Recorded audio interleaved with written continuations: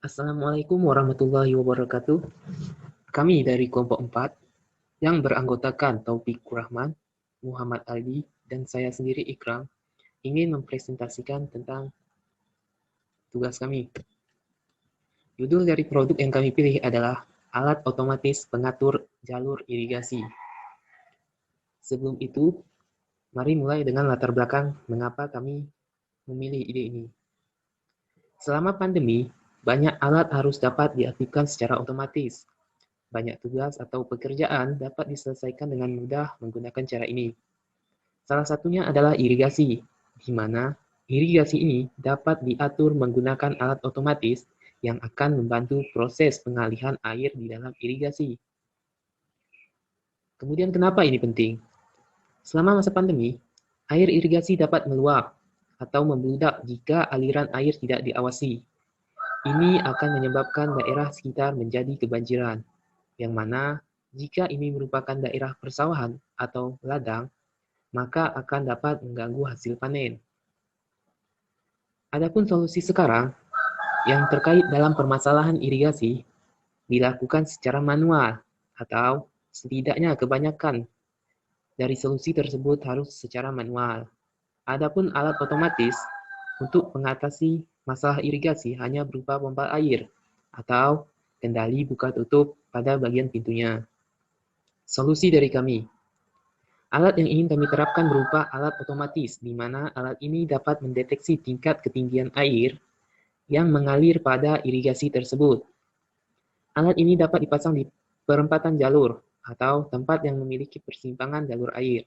Jadi jalur air dapat berhenti di sana saat air sudah memenuhi kapasitas tertentu. Kemudian bagian secondary research. Secondary research adalah mencari sumber terkait dengan produk yang akan kami buat. Ini dapat berupa jurnal, artikel, majalah, blog, ataupun sejenisnya. Yang pertama adalah Quality of Water Irrigation. Pedoman ini berdasarkan mengevaluasi kesesuaian air untuk irigasi seperti yang dipertimbangkan dan dikembangkan oleh Komite Konsultan Universitas California. Ada 4 bidang masalah dalam hal ini, yang mana akan dilakukan penelitian berdasarkan itu. Yang pertama berdasarkan kadar garam, yang kedua pori tanah, yang ketiga kadar kimiawi, dan yang keempat jenis-jenis lainnya. Sumber kedua adalah kajian kebutuhan air dan produktivitas air padi sawah dengan sistem pemberian air secara SRI dan konvensional menggunakan irigasi pipa. Hasil penelitian dari ini menunjukkan bahwa produksi padi lebih tinggi dengan sistem pemberian air berdasarkan sistem of rice intensification. Kondisi air yang semakin terbatas untuk lahan pertanian menyebabkan penurunan produksi padi, yang mana sistem ini dapat mengatasinya. Yang ketiga adalah sistem pengontrol irigasi otomatis menggunakan microcontroller Arduino Uno.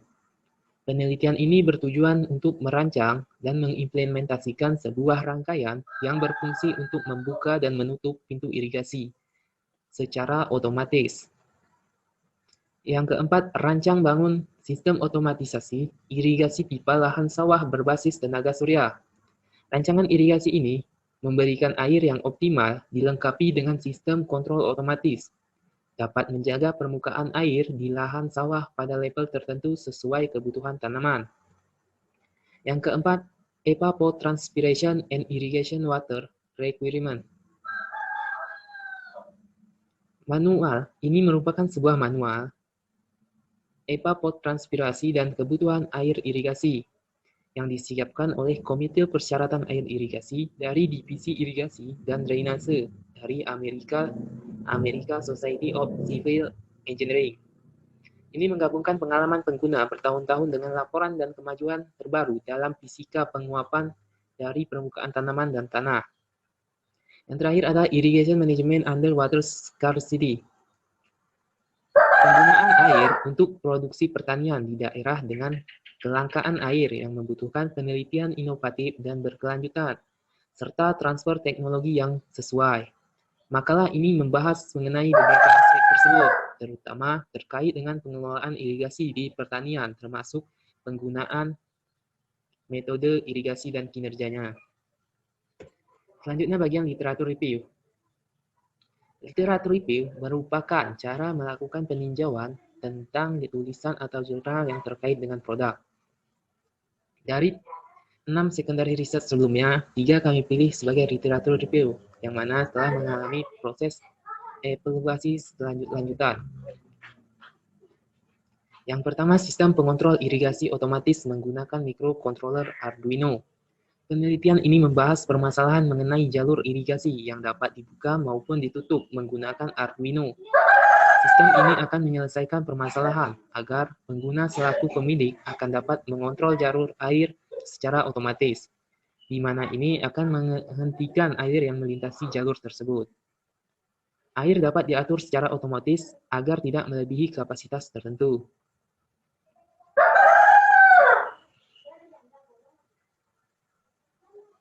Kemudian rancang bangun sistem otomatisasi irigasi pipa lahan sawah berbasis tata surya.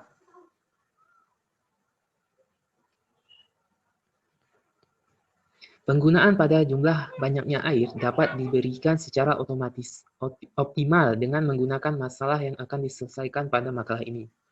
Ini menjelaskan permasalahan yang akan dapat diatasi karena berlebihnya jumlah air yang diberikan pada tanaman. Penelitian ini akan menggunakan sensor dan tingkat ketinggian suhu matahari, kemudian memberikan jumlah air yang sesuai berdasarkan itu. Yang ketiga adalah irrigation management under water scarcity. Penelitian ini membahas cara untuk mengatasi kelebihan air yang akan mengalir ke tanaman. Dikarenakan sulitnya air atau jumlah air yang tidak memadai, maka cara ini akan mengatasi permasalahan tersebut. Penyelesaian masalah dimulai dengan menyesuaikan banyaknya air yang akan diterima tanaman sesuai dengan beberapa aspek, seperti kadar tanah dan semacamnya. Bagian selanjutnya adalah competitive audit. Competitive audit sendiri merupakan cara atau teknik perbandingan terhadap produk sejenis yang pernah dibuat sebelumnya, yang tentunya mirip dengan produk yang akan dibangun. Ada 3 produk yang kami pilih. Yang pertama, alat yang akan membuka dan menutup jalur irigasi secara otomatis. Yang kedua, alat yang memberikan air sesuai dengan kondisi tanaman. Yang ketiga, alat yang memberi air sesuai suhu dan kadar air. Pertimbangan pada competitive audit, ada beberapa aspek yang kami pertimbangkan. Fitur ini yang akan membedakan ketiga tersebut.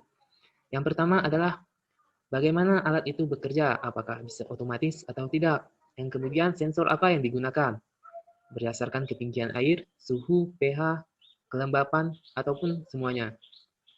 Yang ketiga adalah jalur airnya, di pipa atau di irigasi. Yang keempat, apakah alat tersebut terlibat pada tanaman. Yang kelima, apakah memerlukan energi.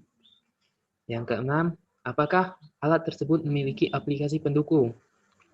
Yang ketujuh adalah pengaruh cuaca terhadap alat tersebut. Yang kedelapan, apakah alat dibangun berdasarkan Arduino atau tidak. Yang kesembilan adalah apakah alat dapat menahan air. Yang kesepuluh adalah waktu pengawasan, apakah perlu tiap saat ataukah secara berkala. Sekian dari saya, selanjutnya akan diteruskan oleh teman saya. Daftar user. Daftar user ada 2 orang, yang pertama Pak Mahdi sebagai petani dan Pak Anton sebagai petugas irigasi. Pak Mahdi merupakan seorang petani padi di daerah Blambintang, Aceh Besar, yang bertani bersama istri dan kedua anaknya di sawah milik saudara mereka. Dan Pak Anton sebagai petugas irigasi yang bekerja di Dinas Pengairan Aceh untuk mengelola dan memantau saluran irigasi di beberapa titik yang ditugaskan kepadanya. Berusia 31 tahun dan memiliki 1 orang istri dan 3 orang anak. Selanjutnya, daftar aktivitas. Daftar aktivitas Pak Mahdi sebagai petani. Yang pertama, datang ke sawah. Petani datang ke sawah untuk melakukan pengecekan. Yang kedua, melakukan pengecekan air yang masuk saat hujan. Dan selanjutnya, user kedua, Pak Anton sebagai petugas irigasi. Yang pertama, datang ke irigasi untuk melakukan pengecekan dan pemantauan. Yang kedua, melakukan pemantauan terhadap kinerja alat. Jadi melakukan pengecekan terhadap kinerja alatnya. Selanjutnya, physical model. Di sini ada physical model, pembatas, dan kolam, jalur air, dan tumbuhan. Selanjutnya akan dijelaskan oleh Muhammad Aldi. Baik, selanjutnya saya akan menjelaskan tentang VPC dari kedua user. Yang pertama kita masuk ke VPC user pertama, yaitu Pak Mahdi, yaitu seorang petani. Kita akan bahas dari segmen yang sebelah kanan dulu, yaitu customer segment.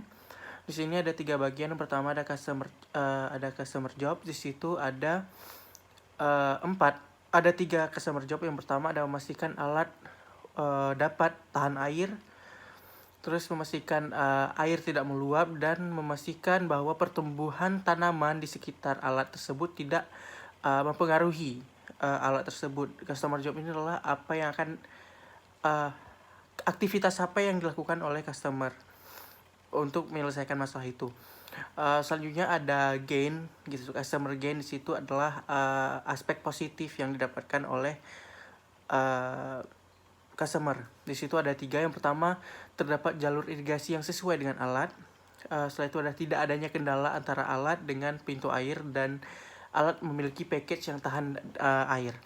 Di situ juga yang ketiga ada customer pain. Di sini merupakan aspek negatifnya, yaitu ada hujan terlalu deras melampaui kemampuan alat. Selanjutnya ada perlengkapan perbaikan tidak memadai, dan tidak ada sumber energi yang masuk alat. Selanjutnya kita masuk ke value proposition map. Di situ ada 3 bagian juga. Yang pertama kita masuk ke gain creator. Di situ adalah aspek positif yang dilakukan oleh pengembang atau pemilik jasa untuk customernya. Yang pertama ada package tahan air, dan kabel dapat disesuaikan. Selanjutnya yaitu pain reliever. Di sini ada 2. Yang pertama, tidak perlu khawatir alat akan basah, karena tadi di gain creator telah disebutkan bahwa package-nya tahan air. Dan kedua yaitu bahan ringan tanpa perlu banyak perawatan. Dan yang terakhir ada bagian product and service. Di sini ada 2, yaitu dapat mengatur aliran air irigasi secara otomatis, dan tidak perlu dipantau secara berkala. Selanjutnya kita masuk ke penjelasan VPC dari user kedua, yaitu Pak Anton selaku petugas. Pada bagian customer segmen, di situ ada 3 bagian. Yang pertama customer job, di situ ada 3, yaitu memastikan energi mencukupi, memastikan alat dapat tahan air, dan memastikan agar alat dapat dipasang di banyak tempat. Pada customer gain, di situ ada 3 juga, yaitu menyesuaikan untuk pemasangan massal. Harganya disesuaikan untuk pemasangan massal. Dan yang kedua ada tidak mempengaruhi daerah sekitar yang akan dipasang. Yang ketiga ada package kecil dan tidak mudah rusak. Pada bagian customer pain, di situ ada 2, yaitu daerah pemasangan jauh dari sumber energi, dan motor penggerak tidak dapat memindahkan pintu. Itu merupakan masalah atau aspek negatifnya. Selanjutnya yaitu kita beralih ke sebelah kiri, yaitu value proposition map. Di situ ada gain creator. Yang pertama package yang tidak rumit dan hemat energi.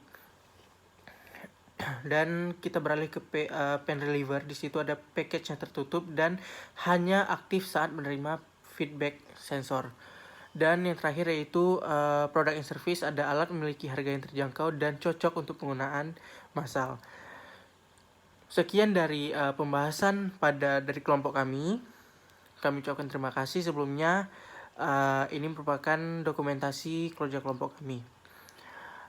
Lebih dan kurang kami mohon maaf. Saya akhiri wabillahi taufiq wal hidayah. Wassalamualaikum warahmatullahi wabarakatuh.